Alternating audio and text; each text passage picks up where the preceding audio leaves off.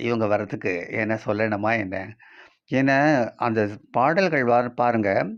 தமிழு, தெலுங்கு, ஒரியா, கன்னடம், பெங்காலி, ஹிந்தி, படகரினம், துளு, அப்புறம் மலையாளம். இதில இவங்க விட்டு வைக்காத லாங்குவேஜ்ல சான்ஸ்கிரிட் கூட பாடியிருக்காங்கன்னு நெனைக்கிறேன். ஐ திங்க் சில இடங்கள்ல.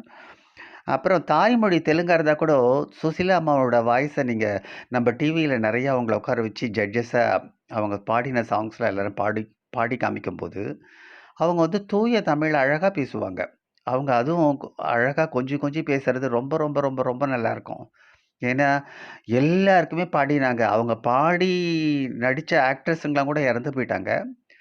ஆனா, சுசீலா அம்மா இன்னைக்கும் அவங்களோட கடவுள் பக்தியோ என்னமோ தெரியல. ஒரு பெரிய லெஜண்ட் நம்மளோட வாழறதுக்கு நம்ப தான் பெருமைப்படணும்.